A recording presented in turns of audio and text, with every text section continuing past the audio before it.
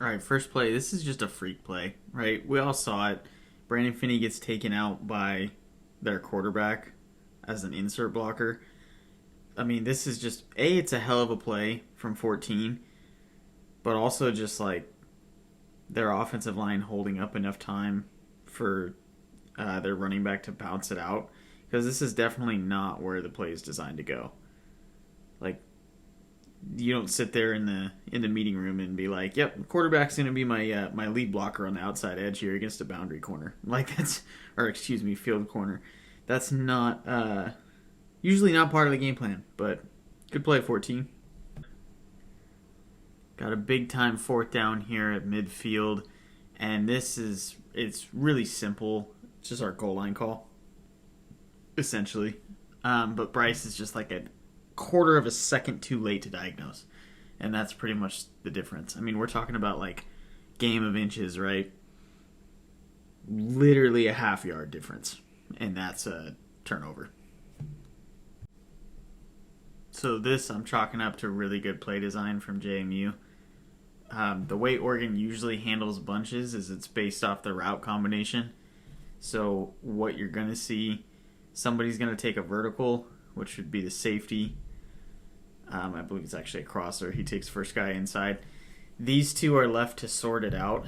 So the play design is basically, hey, block, and then whip return.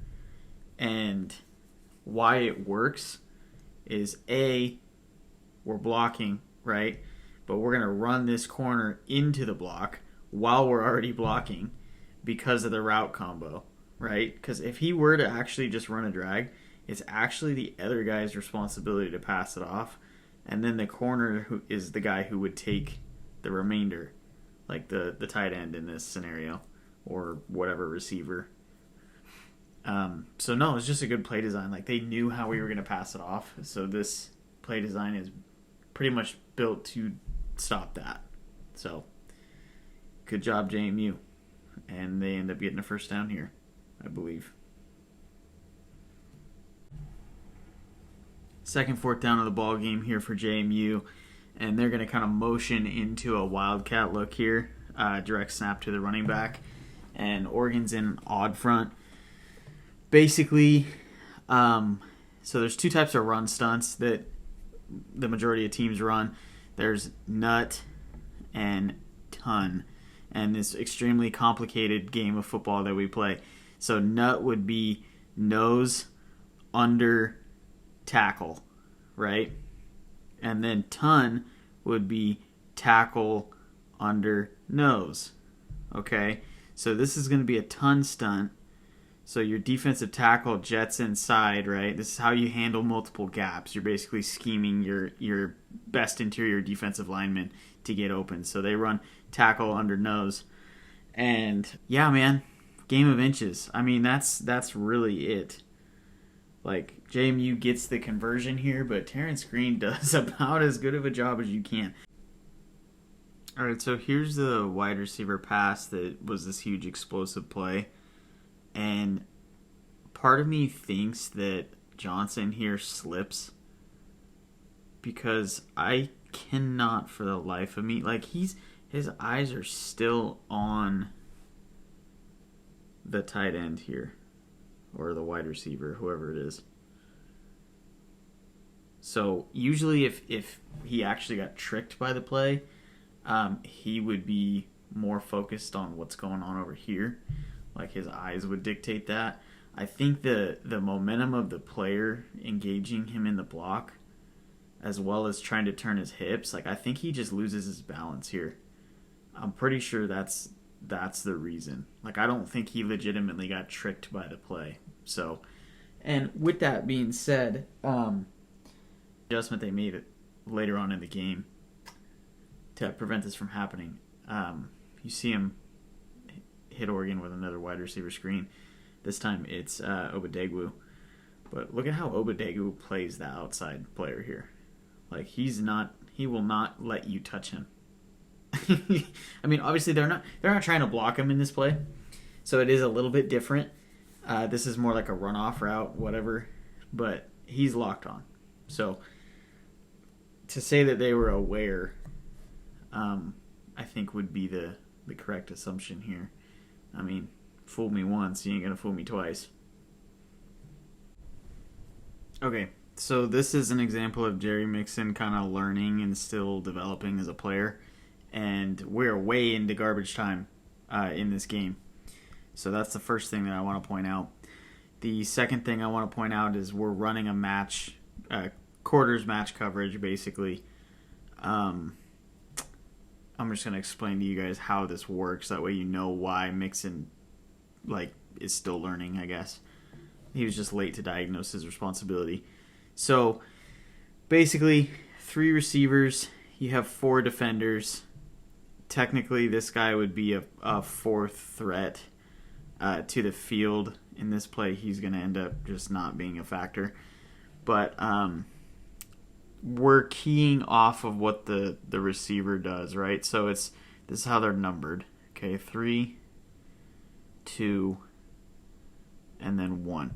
So, safety and corner, these guys are all really reading their responsibilities off of what these 2 receivers do. Okay? So if he goes vertical, he's got a match on him. Okay? If he goes vertical, he matches on him. Right? And if he goes vertical, we need a bump from you. And depending on what this guy does, you could get a match here or you could get a match here. It also depends on the type of route from here, but that's completely dependent on what wide receiver number 3 here does. So, in this play, they're running an in, corner, seam, or a variation of it, right?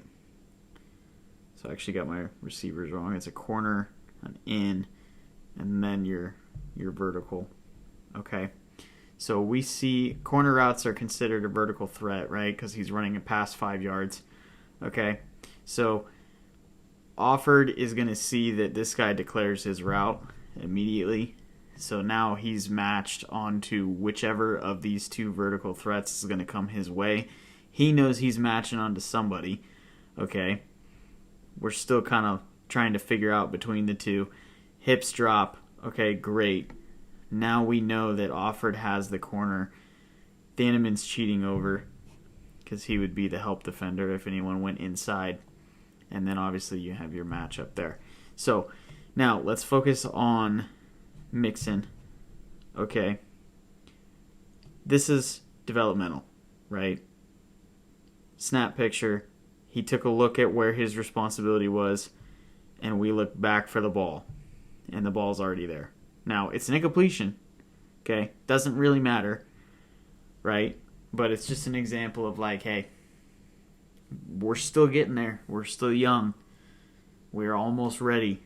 I mean, he's ready to play. He's an exceptional linebacker. Let's not get that twisted. But these match things, they take reps. They take a lot of reps. They take a lot of learning. They take a lot of time to get down. And just a bunch of different combinations of routes that you can see. It's just pattern matching. I think he's doing an exceptional job this season. I think he's got a lot of potential. But, yeah, man. Just got to keep getting better. So this is a corner cat blitz from the boundary. So, first off, I think Obadegu does an exceptional job at just maintaining flat-footedness and posture and really disguising this thing, because he does not cheat over whatsoever. And usually a lot of young players, you will definitely see them start to cheat to get some type of step or something so they can make a play. So just great job, way to stay disciplined there. So basically, good on JMU here. Their quarterback makes a great read on a side adjust. This is their hot route, and they know corner cat's coming, or at least he sees it post-snap, goes straight to it. And then this is just Aaron Flowers just making a bad tackle, and it ends up being a touchdown. I mean, there's really, we're a little bit late, and then we put ourselves in a bad position, kind of lose our footing, and then we go low, and that's pretty much it, man. So good on JMU, man. It's a good play. So this is another good in-game adjustment from JMU late in the fourth quarter. Basically messing with your match principles here. So this motion is going to force communication. So he starts off on field side. He's going to go, boundary side for a second. Safety's going to communicate down to the corner, because what's going to happen is the look that we're playing, this is man-to-man. It's called Meg, man everywhere he goes. Depending on where this receiver ends up at the snap of the football, decides who's responsible for what, right? So that as soon as he communicates that, he's going to check the receiver's position, because that changes if he might be a flat player. He might still match on to him. There's just a lot of moving parts here. It also changes your linebacker responsibilities as well. But he ends up motioning back. So corner's going to see that really quickly. Safety's going to re-communicate that here. So at first we come down, and then you see a rotation from him. And now we realize, it's orbit motion. He's going to go right back. And you go right back into the base call that you're in. So what that is as a pre-snap read for the quarterback here is we're confirming coverage. Okay, so we see that communication. Oh, I know what we're in, right? So now he knows his little play action rail here is going to get matched by the linebacker. He 100% knows that because of how we just communicated. And that's just film study 101, right? They prepared for you. So teams have been doing this on us for a while. We could talk about Braden Platt's angle here, but we're talking, we're so deep in the weeds of garbage time at this point. It's a 30, 25 yard completion for a touchdown in the back of the end zone. It's a hell of a throw. Okay, credit to JMU. It's a hell of a throw. And it's great scheme. But, yeah, I don't know. This is just good tape. These kids are getting out here learning. And JMU had a ton of heart in this game. So, no, this is just great coaching, great play call, great play design.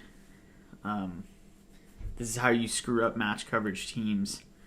And this is the kind of stuff that you have to figure out how to deal with, communicate, and just basically out-athlete if you're Oregon.